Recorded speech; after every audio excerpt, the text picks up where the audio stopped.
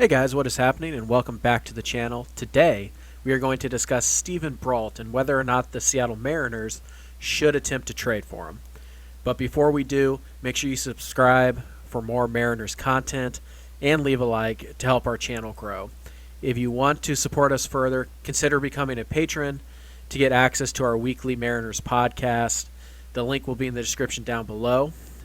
But now, let's get started. The Seattle Mariners began this offseason by proclaiming themselves as playoff contenders entering 2021. With a strong likelihood of another season of the extended playoff format, it was a bold but not impossible goal. To achieve said goal, Mariners general manager Jerry Dipoto told fans that he was going to add 3 to 4 bullpen arms and a veteran starting pitcher. Thus far, Dipoto has added a handful of interesting lottery tickets, including Chris Flexen, but is yet to add a clear upgrade to the projected 6-man rotation in 2021. Could Steven Brault be that guy? Let's take a closer look. Brault is a 28-year-old left-handed pitcher, currently of the Pittsburgh Pirates. He has pitched in parts of 5 seasons for Pittsburgh, mixing his time between the bullpen and the rotation. He's made 100 career appearances, 45 of them as a starter. But Brault has never really stood out in any capacity prior to 2020 and appeared to be more of a number 6 starter in a 5-man rotation. In his one extended look as a starter in 2019, Brault was mediocre at best, posting a .469 FIP, a .492 xFIP, an .809 K per 9, and a 3.95 base on ball per 9 in his 95 innings out of the rotation.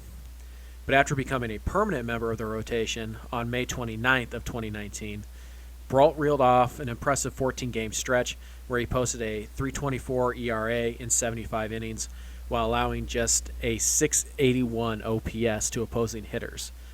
That stretch was derailed by an awful performance in Chicago in his third from the last start of the season when he surrendered 10 runs in 2.2 innings. However, the stretch was enough for the rebuilding Pirates to give Brault a chance to enter 2020 as a full-time starter, and he didn't disappoint, posting a .338 ERA and a 3.92 FIP, along with an 8.2 K per 9 and an impressive 49.1% ground ball rate.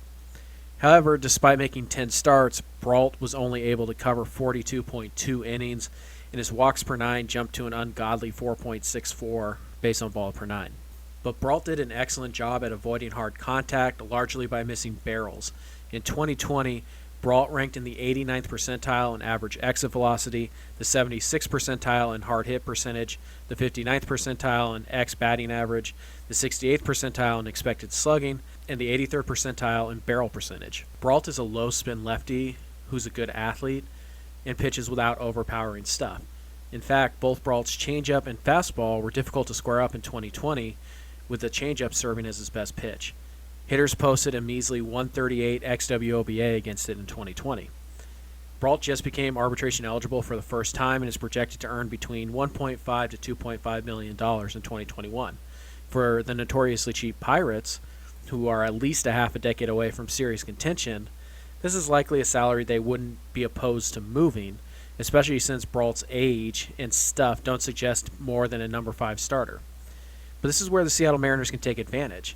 They're an organization with a quickly growing reputation for helping pitchers find another gear they didn't know they possessed. Seattle has had success turning similar arms into quality big leaguers, and since Brault already has a plus changeup and slightly above average fastball velocity, the team's analytics department already has some things to work with. One such thing might be the mysterious disappearance of a solid cutter. In 2019, Brault's cutter held opponents to a 155 average and a 239 slugging percentage, but the pitch was scrapped in 2020 for some unknown reason.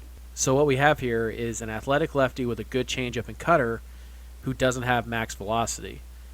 Well, that's probably where the similarities end to Marco Gonzalez, whose elite control Brault will likely never sniff, but when you look at some of the batted ball data, there are some similarities, including their abilities to limit hard hit balls. While Brault isn't the big-name starter that will excite Mariners fans, he does come cheaper both monetarily and in acquisition costs than some of the other names mentioned. Jake Fraley likely gets this trade done.